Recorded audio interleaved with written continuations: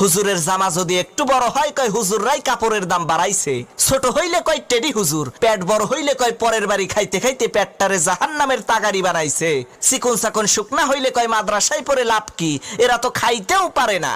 দাওয়াত খাইতে যাইয়া একটু বেশি খাইলে কয় হুজুররা পরের খাওয়ান পাইলে এইরকম একটু বেশিই খায়, কম খাইলে কয় হুজুর আজকে আর কয় জায়গা দাওয়াত আছে, হুজুর একটু দামি পোশাক পরলে কয় অহংকারী, কম দামি পোশাক পরলে কয় ফকিন্নি, হুজুর একটু ইংরেজি বললে কয় ভাব মারায়, আর ইংরেজি না বললে কয় খ্যাত, অনেকে আবার কয় এই দেশটারে হুজুররাই শেষ করছে।